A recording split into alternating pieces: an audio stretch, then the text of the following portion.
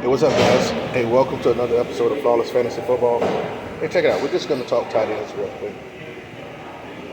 To me, this is going to be a pretty cut and dry video. I'm actually here posted up at Starbucks. Got me a little something, something. Right here. Just sip a sip. But I just wanted to talk to you guys about tight ends, man. It's going to be it's just going to be different from what most people think and most people believe. I've done a little bit of research. Again, I've done the hard work for you guys. I picked tight end early. I picked tight end in the middle. I picked tight end late. I've seen how teams have won championships a certain way. I'm just here to give you and share this wisdom, and to, even though it may feel uncomfortable, be able to present the information to you so you can have trust. And that's what it's all about, is trust. It's some of you that's been very loyal, following the format. Basically what I've been endorsing for the most part here is going like hero running back, meaning get one running back and then picking your next one around 5 or 6, along with an elite quarterback. But I want to talk about the tight ends. This is going by Fantasy Pros' half-point PPR. Half-point PPR rankings currently. So what we're going to do is, currently right now, we have Travis Kelce at number 1. Mark Andrews at 2, Kyle Pitts at 3. George Kittle at 4, Darren Waller at 5. Dalton Schultz at 6. Dallas Goedert at 7, TJ Hockenson at 8, and Zach Ertz at 9, and Dawson Knox at 10. Okay, guys, and although you guys know these players, a lot of these guys are getting picked. Of course, Kelce and Andrews are getting picked early. Pitts is getting picked round 3 in a lot of leagues. And Kittle and Waller's kind of right behind there. Dalton Schultz, that finished number 3 tight end last year, actually is going, right around Dallas Goedert and Schultz are pretty much going together. People know the name of TJ Hockenson, Ertz, and Knox. But listen, guys. Last year, there was a difference of 2.8 fantasy points per game. 2.8 fantasy points per game in half-point PPR. 2 fantasy points. 2.8. Where basically the third. I didn't use the top 2 guys, so I didn't use as top 2 guys. I almost said Kelce first. I didn't use Mark Andrews and Kelce. I used the third place guy, which was Dalton Schultz. I used his number, and I took the number 12 tight end, which was like Noah Fant. You all know Noah Fant wasn't nothing to write home about, right? And it was like a 75-point difference, but when you divide that by, let's say, 16 games or something like that, I think that's what I did. You come up to like 3.8, 2.8. 2.8, and even if you add PPR, you make it PPR, it's like it's just under 3.1. If you make it 4.3. So my point is go early if you're gonna go. I mean, when you go early. But to me, I can't advocate that, because Kelce's about to be turning 33. They're gonna be spreading the ball a lot around over there, a little bit more than usual. He's 33, it's up against Father Time. Mark Andrews is Mark Andrews. He's gonna ball. So he's gonna definitely put up mid to low end wide receiver 1 numbers. But if you don't get him, it's best just to wait. Everybody's going to be picking Kittle, Waller. Sure, these guys are going to have games. But at the end of the day, they'll probably fare 2.8 to 3 points better than people that you would pick at the number 10 tight end or number 13 tight end at the end of the year rankings. And that's just not worth picking at the number 4 or number 5 in that 4, 5, 6 range. Not to me, because it's elite. especially guys, a lot of you guys play PPR. It's wide receiver that's going to be catching a whole bunch of passes. You know, the guys I endorse, the guys that are in green, and some guys that are actually in yellow that are in good position. But there's no way that I would be picking a tight end. Let's say Dallas Goedert. He may do well. He'll have some games where he's going to have double-digit points. But you got A.J. Brown, you got another wide receiver on there, you got a team that likes to run, a running quarterback.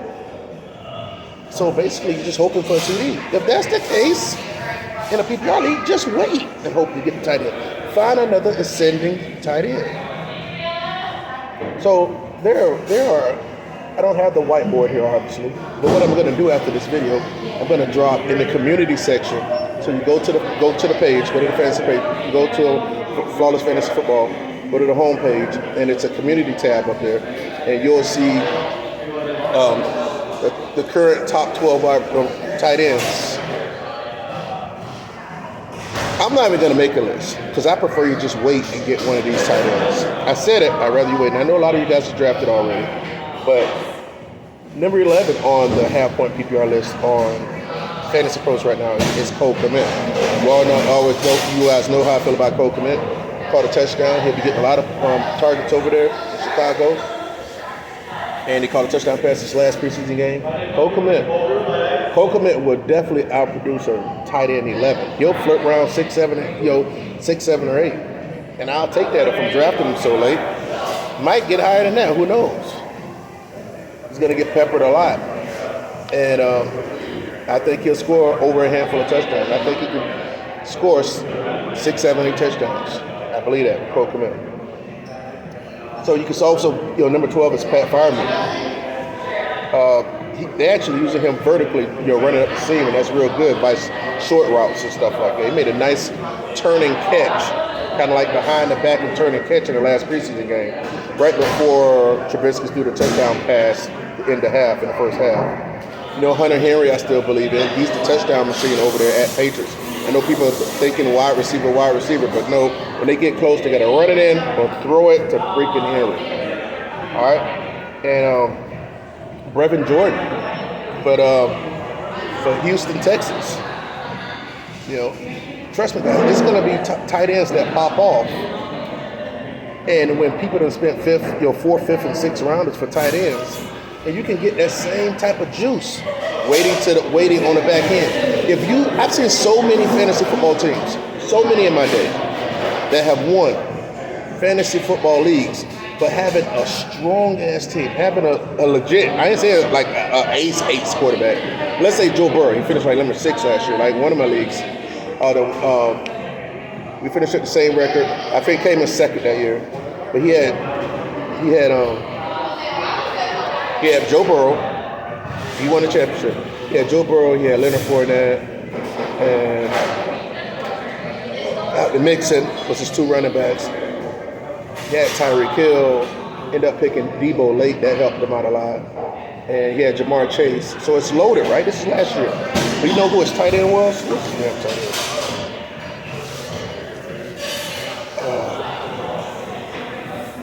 end? He played for Seattle. Who's that guy that played for Seattle? It wasn't Gerald Everett. He played with them this year. The tight end for Seattle last year. I forget his name. He had him. Who the hell was he? Oh, I gotta find out this dude's name. Okay, yeah, that's what it was. Jared Cook.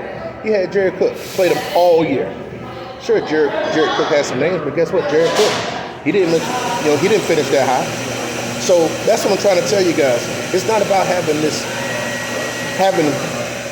gusto tight end or having one of these mid-range tight ends, because you're just fighting for an average across the year.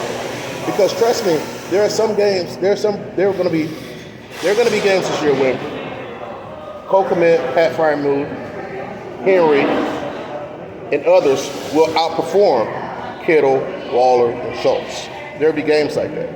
I know people had this perception thinking, because they're ranked higher, that they're going to score higher every week.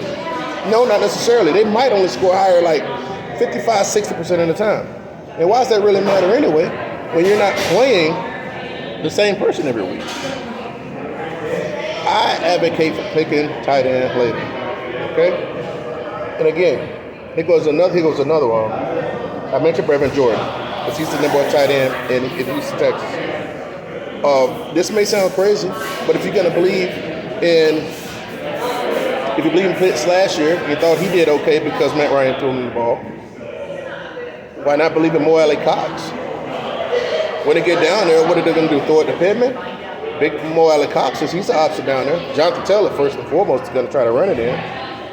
Might throw it to big boy Mo Alley Cox, because trust me, as soon as he scored a touchdown week 1, people gonna go trying to go get him. But they think, but you could possibly pick him up for free. So I know you got a lot of good guys and done your drafts already, but if you haven't done your drafts yet, consider waiting to round 9 to pick your tight end. Consider waiting around about 9. I prefer 10 or later. All right? So again, it's no use to fighting for 2.8 to 3.1 average points per game. No, when you can be solidifying the nucleus and the building a bigger core for the rest for your team. Too many wide receivers, too many legit wide receivers, too many running backs that are out there in the 7th round to be picking up effing tight end. Okay? All right. So keep that in mind. And I'm going to put this in the community tab. Not about the tight ends now, because I don't care about the top 10. Okay? So I'm just going to put 11 through 15. What tight ends you should consider late in your drafts. I'm going to put the 5 up there because I want it to be on the record. And I hope this video shows you guys well. Keep an eye out for tight ends later. Build your team. Build up that quarterback, those wide receivers, those running backs, and those wide receivers. As long as you got that, everything else is just icing. You can have a nice kicker. You can have a nice. What if I'm including that? I'm including the flex as well. As long as you get the quarterback, running backs, and wide receivers in that flex position solid. I'm not saying totally punt tight end where you're trying to get 1 and 2, 3 points out of him, but get a legit one. So then, hell, as soon as he hit, you feel like you won because everything else is golden. All right, Flawless fantasy football. I'm trying to tell you guys, it's going to happen this year. I am very hyper-focused. I'm way more hyper-focused than I was last year. That's why I'm advocating, because when you can draft these guys at now that I'm promoting, after they pop this year, you're going to have to draft them in the 2nd or 3rd round. But now you can draft them in the 6th and 7th and 8th. All right, so I hope this video gave you some value. Like, comment, subscribe. Let me know what tight ends you got. Let me know what tight ends you currently have. Let me know what's on the waiver wire right now at tight ends in your draft. And I want to say a big announcement. I have a big nugget, but I really can't see it yet. I'll drop it to you this weekend. Something that you can do in your fantasy teams that nobody has done yet. All right? Like, comment, subscribe, Flawless Fantasy Football. Let me know what you think about tight ends in the comments. I'll let your boy. Peace.